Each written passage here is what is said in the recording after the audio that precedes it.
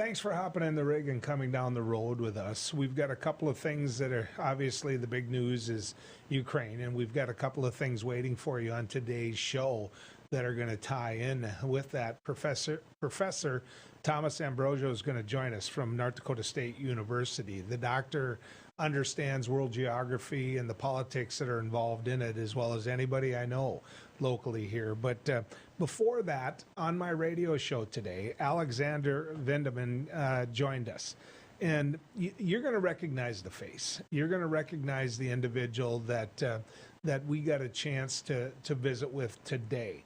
Obviously, there was a lieutenant colonel that went in front of Congress and said what he said, what he knew to be true, and he and his family paid a terrible price for that.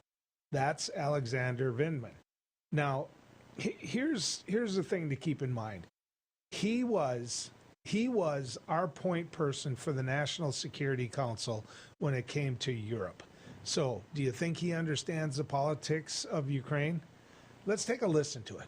Alexander Vindman is an individual that I would have to say is courageous and, quite frankly, a hero. He served this country in uniform. He is a Purple Heart recipient. This is a man who sat there in front of Congress with the nation's eyes upon him and wasn't afraid to tell what he knew, knowing that he was going to pay and his family was going to pay one heck of a personal price for it. The reason that I am fortunate enough to speak to the retired Lieutenant Colonel today and the former Director for European Affairs for the United States National Security Council, the reason that it's a real treat for me to be able to do this and understand Director for European Affairs is because he understands Ukraine. He understands the relationship they have with Russia. And so, Mr. Vindman, thank you so much for coming on. I appreciate your time. Well, that's quite an introduction. I appreciate it, Joel. Looking forward to this conversation. And please call me Alex.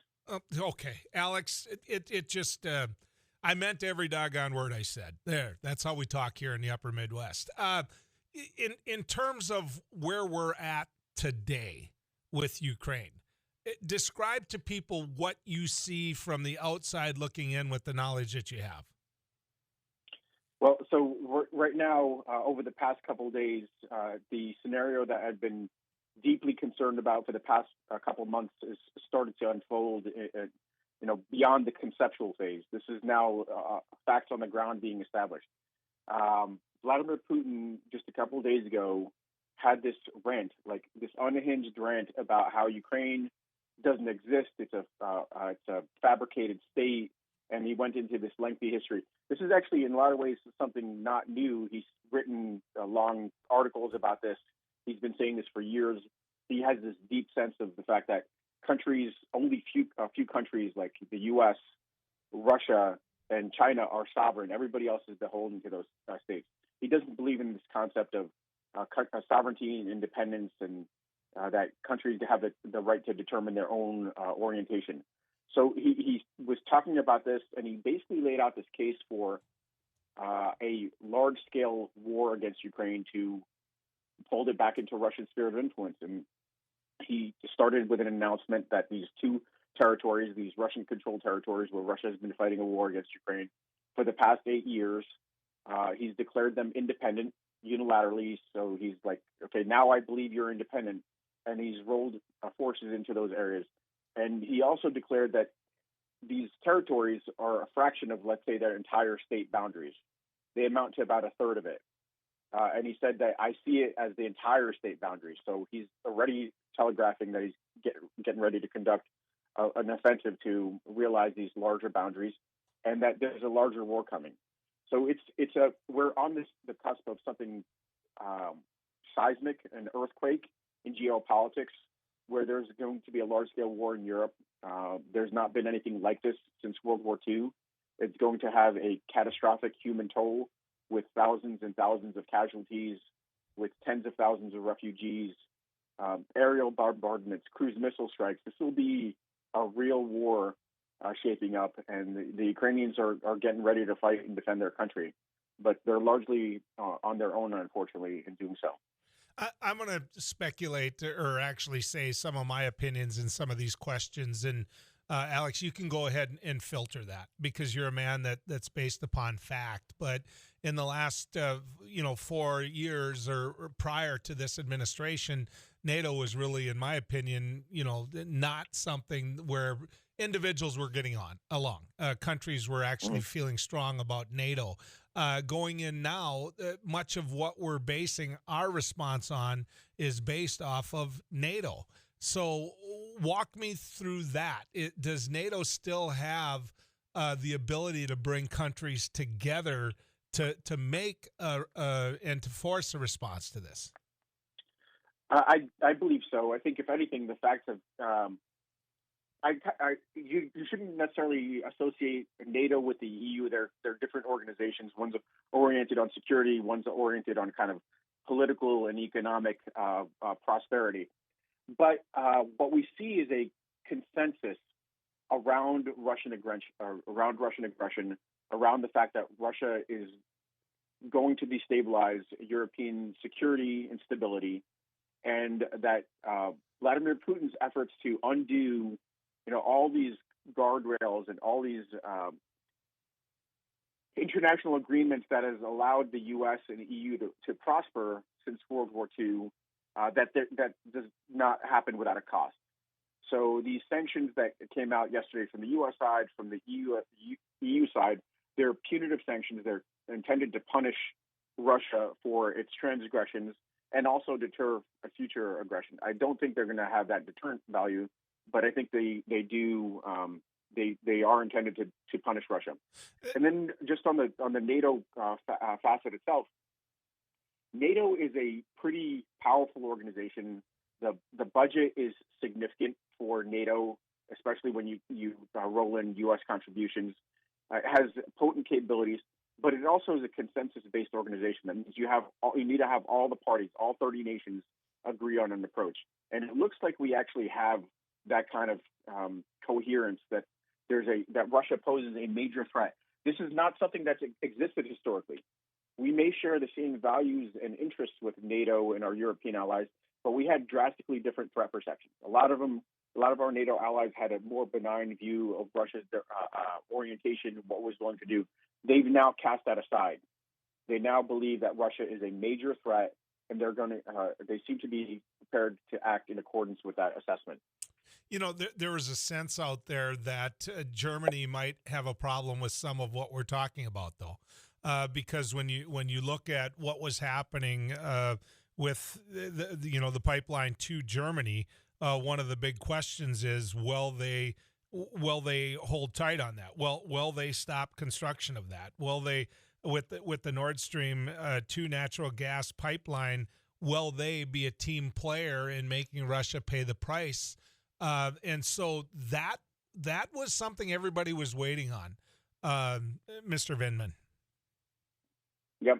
So we now actually have some clarity, and this goes to show, really, frankly, that there is a divide in the thinking about Russia. Russia and Germany have a very, very significant economic cooperation. They have robust trade. The same thing with regards to France and Russia. The Eastern partners are less, let's say, invested in the economic cooperation. They're more concerned about a rising Russia that's threatening their security. And there was some ambiguity about how Western Europe was going to react, so France and Germany. And as of yesterday, it's clear now that we're basically moving to the same page. Germany is going to cancel the certification of Nord Stream 2. They've already declared that. They have to go through this kind of legalistic process, but that's it. It's done. Nord Stream 2 is gone. And these discussions about whether Nord Stream 2 was just an economic venture, where Germany needed that gas supply to keep its economic engine going, those have been cast aside. They now realize that Russia was using this as a means to apply pressure on Germany and get them to bend to Russian will. So it's good to see Germany staying on sides and really being part of the team here in pushing back on Russian aggression. Before all of this, before the invade, and is it safe to say, or I'll let you say it, has Russia invaded Ukraine? Absolutely. There. So it's interesting. There's a bit of a legalistic kind of analysis here. Russia has been waging war on Ukraine since 2014, but in the first 8 years of the war, up until recently, it's been there's been a kind of a patina, like a thin veneer of deniability that the Russians weren't involved. Anybody that pays attention knows that Russia was controlling those forces. Russia was arming those forces. They were basically puppet regimes, puppet militaries with Russian military leadership embedded at every significant echelon of these military forces in these eastern Ukrainian provinces, Lugansk and Donetsk. But they were saying that we're not there. This is an internal civil struggle, which is frankly it was a lie. But they were saying that now they have declared that these are independent countries, and they're the only country that recognizes these territories, and they've now invaded sovereign Ukrainian territory. So they put Russian forces inside Ukraine without Ukraine's approval, and that's an invasion. That might look a little bit different than what people were kind of initially expecting, which is a massive military offensive. But we should think about this in phases. We're just in the initial phases of Russia's invasion, and it's going to be a powerful invasion that's going to continue to roll through for the next days and weeks. That's going to culminate in this massive military attack. This is just the initial stages of this invasion. And sometimes I think what's important for your listeners is that we think that it's a world away, it's far away. But you in your introduction, you talked about Ukrainians in the Midwest. They've been a key part of the tapestry of the United States. We have nearly 1 million U.S. citizens that come from Ukrainian stock. But it's not even just that.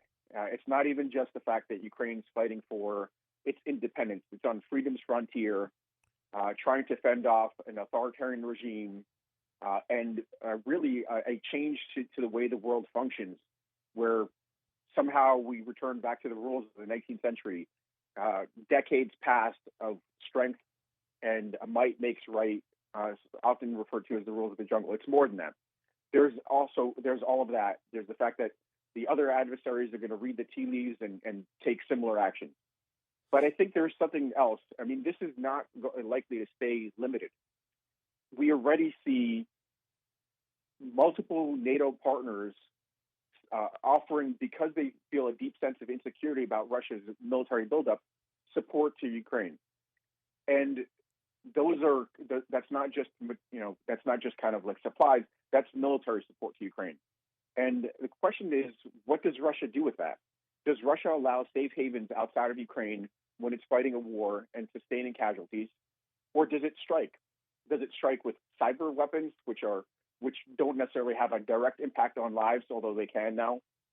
Clearly, the whole world is connected, and major disruptions could affect medical, telecommunications, all sorts of other stuff.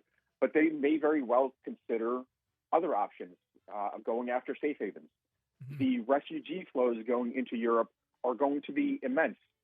They're going to destabilize the region. How does Europe respond to that? Do they accept the fact that Russia is the cause of this and let that slide and just deal with the consequences? Or do they try to root out the issues? And then, of course, the economic impacts that you've heard the president talk about. Most relevantly is the oil and gas prices. Russia is a major provider of oil. It's going to result in disruptions to the oil supply and gas supply to Europe. But there are other things. I mean, I mentioned cyber. Cyber is one of those things that spills over. It doesn't stay limited. Today, I've been hearing reports of cyber attacks on the Army's internet infrastructure and stuff like that. These things are going to have effects on Americans.